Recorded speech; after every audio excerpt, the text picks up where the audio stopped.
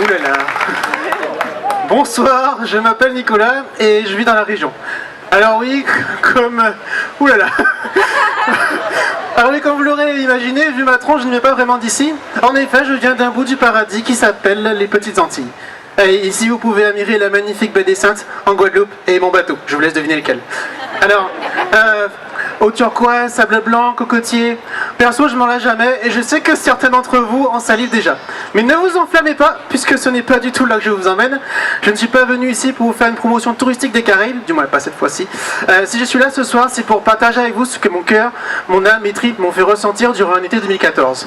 Alors, chaque année, des centaines de milliers de jeunes partent dans le monde entier pour parfaire leur maîtrise des langues qu'ils affectionnent. Et comme 40% d'entre eux, je suis donc parti en Angleterre en pensant que c'était naturellement the place to be pour renforcer mon anglais. Très sincèrement, malgré l'enthousiasme de mes proches qui m'assuraient que j'allais vivre une aventure inoubliable, intérieurement, j'imaginais un séjour linguistique standard, ordinaire, générique. Et puis, peut-être que vous me comprendrez peut-être comment arriver à s'émerveiller d'un nouveau voyage lorsque on a vécu donc, sous les tropiques dans un cadre paradisiaque. Parce que surtout, j'avais peur de subir une routine, de rentrer dans une espèce de standardisation et je voulais pas m'emballer. Enfin bref, du coup, posons-nous les bonnes questions. Pourquoi je suis parti? Eh bien, la raison officielle, c'est que j'avais eu la chance d'être accepté dans un programme de 15 mois, 100% en anglais en école de commerce. J'avais donc peur d'être largué et le meilleur moyen pour moi de renforcer mon anglais était de pratiquer quotidiennement et donc de le faire outre-Manche. Mais officieusement, je rêvais de voyage et de nouvelles rencontres.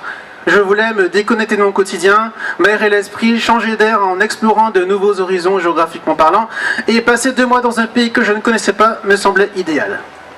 Dès le départ, je voulais autant que faire se peut fuir les Français, j'ai donc évité Londres.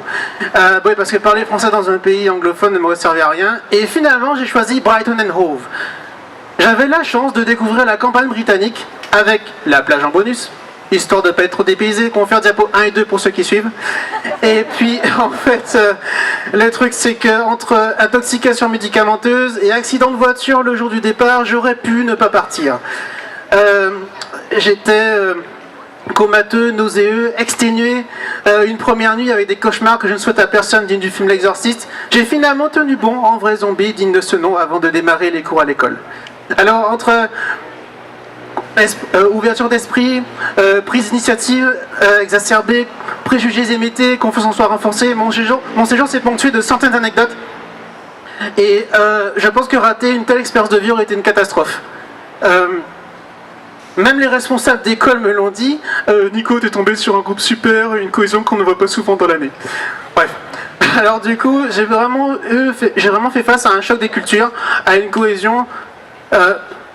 Non, je disais, j'ai vraiment fait face à un choc des cultures. J'ai eu la chance de rencontrer plus d'une vingtaine de nationalités.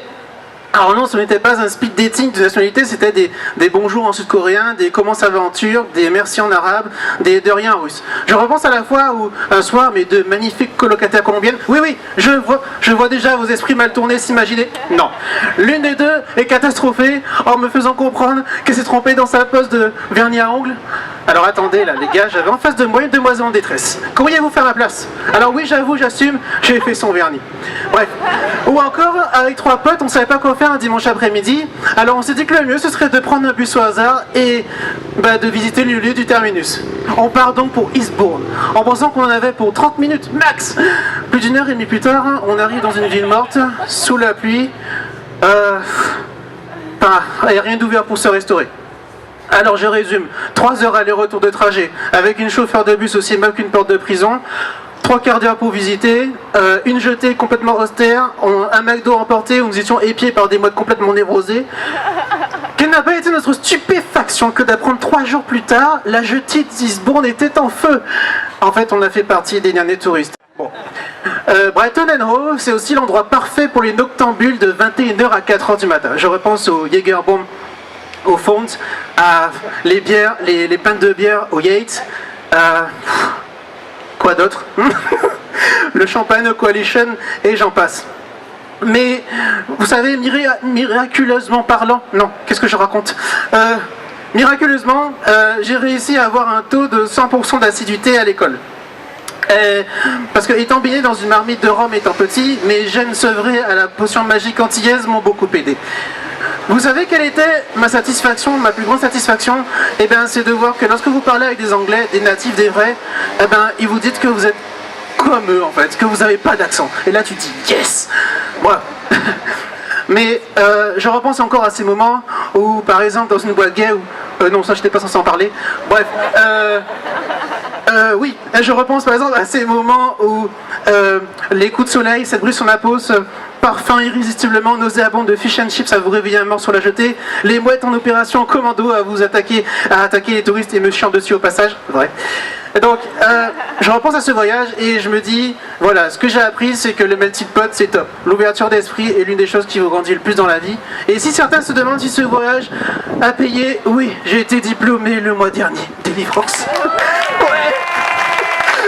Bon, j'ai pas fini, c'est pas fini après. Et du coup, ce que je veux dire, c'est que ce voyage que je considère comme une bande-annonce où évidemment j'étais une bande-annonce géante, où j'étais évidemment le héros et le tombeur de ces dames, et bien évidemment où le noir ne meurt pas en premier, ça m'a permis de me projeter sur une nouvelle histoire, de faire le tour du monde où maintenant j'ai une vingtaine de points de chute. Merci beaucoup.